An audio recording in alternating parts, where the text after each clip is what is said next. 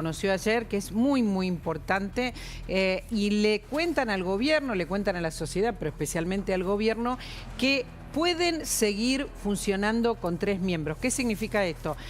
Ustedes saben que ahora termina el periodo del juez Maqueda, por lo tanto quedan 3 miembros en la Corte, y lo que dice la Corte es podemos seguir siendo 3 hasta que haya 5, ¿no? Podemos funcionar con jueces en algunos casos, y explica en su presentación, en esta acordada, que es interesante irla viendo y destacando lo mínimo, porque si no se nos va a hacer re largo, ¿no, Gaby? Pero lo más importante es, podemos seguir funcionando con 3, y además la normativa vigente nos lo autoriza. Sí, solamente en casos de disidencias que impidan formar una mayoría es donde hay que completar el tribunal, es lo que está diciendo en este caso esta acordada de la Corte, sacada por Rosati, Maqueda y Rosenkrantz, que lo que viene a hacer en realidad es hacerle un llamado de atención al gobierno. Si en medio de la pelea sobre la futura composición de la Corte Suprema, el gobierno viene amenazando con sacar por decreto la nominación provisoria hasta que lo defina el Senado por un año de Ariel Lijo y de García Mansilla, y los 3 jueces acá diciendo no, vos no estás obligado a hacer eso porque con 3 podemos funcionar, le están diciendo. Eso le está diciendo claramente al gobierno. Quiero compartir con ustedes lo que contestó Francos. Si hablamos del gobierno, ¿cómo le cae esto al gobierno? Guillermo Francos habló de esto hoy, y esto es lo que dijo, mirá. La Corte Suprema hizo un comentario estableciendo que puede funcionar con 3 miembros cuando se vaya Maqueda. ¿Está de acuerdo?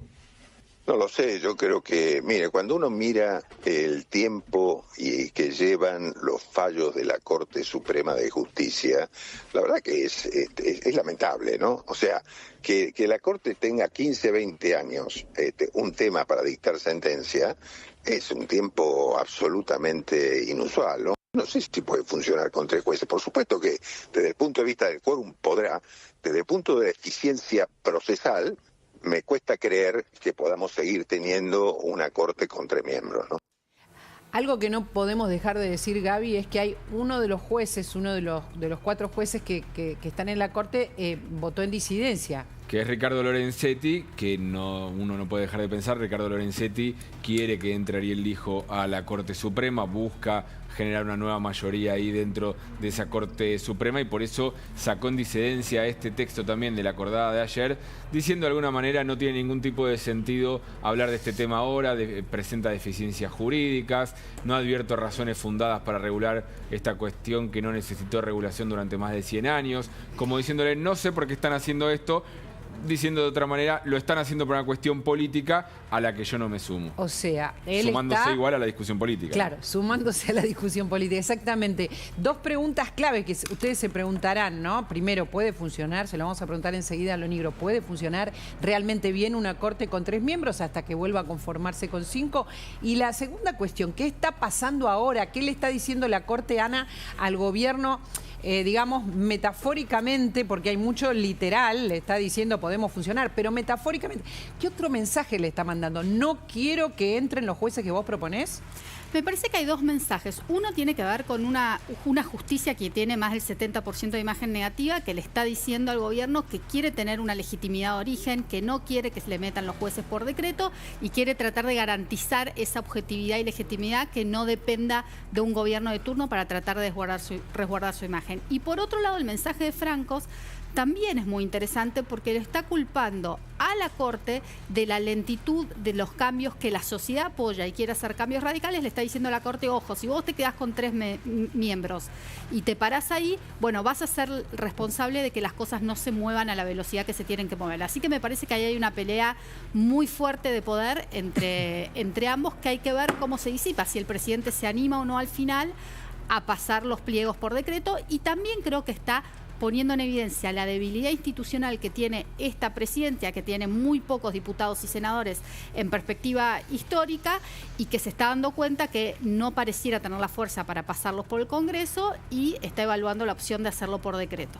A ver, está ahora entonces explicitada también dentro de la Corte cuál es esta pelea, cuál es esta discusión. Digo, sobre todo con lo que recién contaba Gaby, ¿no? La opinión de Lorenzetti, que es que tienen que ser más miembros y apoyar que el hijo y García Mansilla sean los que se suman. Sí, claramente es una corte que tiene una pelea adentro, tiene una pelea externa con el gobierno y una pelea interna adentro de los miembros de la corte que obviamente tienen destinos diferentes hacia dónde la quieren llevar. Es interesante la respuesta de Francos porque es una respuesta que se basa en una demanda de la gente, ¿no? Porque más allá de realmente cuándo y en qué momento la Corte vuelva a ampliarse, hay una demanda de que la justicia tenga otra celeridad, otro ritmo, otra velocidad. Exactamente, la gente no está pensando en si quiere que sea 3, 5 o 15 miembros en la Corte Suprema, no está pensando en la Corte Suprema en su día a día, porque de hecho las resoluciones de la Corte Suprema en general tampoco están tan asociadas al día a día de las personas. Ahora sí, quiere que este cambio que están apoyando se mueva y se mueva rápido y ven en general a la justicia como con procesos más lentos de los que requiere la sociedad. Dicho esto, Félix, a ver, si la gente demanda una celeridad de la justicia en general, con 3 jueces, ¿la Corte se ralentiza o no? ¿O la decisión pasa por otro lado? Si tenemos en cuenta la opinión de Rosati, sí. Él cuando le planteaban de aumentar la Corte decía que no hacía falta, porque con 5 jueces se podían manejar. Al contrario, decía, si son más jueces va a ser más lento todo todavía. Más discusión, con lo cual, decía, si ¿no? seguimos este criterio, con 3 jueces supuestamente tendría que ser todo más rápido. Claro. No es lo ideal que la Corte funcione con 3 miembros, por eso la ley establece 5, pero vamos a tener en cuenta que lo que hizo la Corte aquí es resolver o despejar una duda que nos venía presentando la legislación. A ver. Hoy, por ejemplo, hasta hoy, no hay experiencia, salvo el primer semestre de Macri, en el que hubo 3 jueces. Pero ¿qué pasaba? Con 3 miembros, ¿era necesaria unanimidad de los 3? ¿Qué pasa si hay una disidencia? Hasta ahora la ley no resolvía esto, porque lo que establece la reglamentación, lo que establece la ley, es el decreto 1285 del 58, es que se tiene que tener en cuenta para una decisión, para que haya sentencia, la mayoría absoluta de los que integran la Corte, de los que lo integran según la ley o de los que lo integran a la sazón en un momento determinado. No está resuelto eso. Entonces, la Corte lo que hizo en esta acordada es decir, no, nosotros interpretamos que cuando hay 3, en realidad tenemos que estar los 3 de acuerdo. Y si no estamos los 3 de acuerdo, vamos a decidir, y lo decidieron en esta acordada, aplicar el régimen de subrogancias que se aplica cuando hay vacancias transitorias. Cuando hay una excusación, una recusación, una licencia, una enfermedad, se aplica el régimen de vacancias transitorias, que es utilizar presidentes de las cámaras federales o una lista de conjueces que cada 3 años hay que renovar. Entonces la Corte mandó un mensaje, dijo, es cierto que con 3 tendríamos que estar los 3 de acuerdo, pero si no lo estamos, vamos a aplicar el régimen de vacancias que está previsto para otra cosa. O sea que, ¿despejó las dudas? Sí. ¿Quedan algunas incógnitas? Sí, porque por ejemplo nos preguntamos qué pasa con un juez presidente de una Cámara que de pronto va a intervenir en una sentencia, pero el tipo no fue designado con 2/3 del acuerdo del Senado, claro, sino que fue designado con el quórum normal. Claro. Y la Corte hace 10 años ya declaró la inconstitucionalidad de la lista de conjueces, en aquel momento de la lista del año 2012, porque decía que esos conjueces no habían sido designados con el quórum de 2/3. Entonces, ¿ahora cómo es? Ahora de pronto hay que renovar esa lista, va a tener que ser con un quórum de los 2/3, pero los presidentes de cámaras federales ese quórum no los tienen. ¿Hay posibilidad de nulidades en el futuro? Sí. Está, sí, pero hay. Es lo que resolvió hoy la Corte. Es muy interesante lo que está diciendo Félix, porque claro, no fueron elegidos los conjueces del mismo modo que son elegidos los jueces de la Corte. Por un lado dice Ana que la gente está pidiendo desde hace rato que tengan celeridad las causas, que no queden y que no pasen tantos años. Pero por el otro, también hay que sostener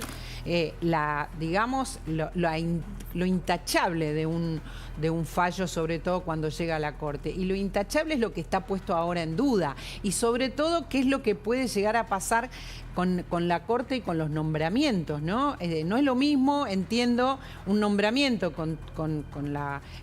digamos, es bastante obvio lo que voy a decir, pero no es lo mismo un nombramiento con la acordada del Senado, con el acuerdo del Senado, que un nombramiento por decreto que puede ser un boomerang también, ¿no, Gaby, Ana?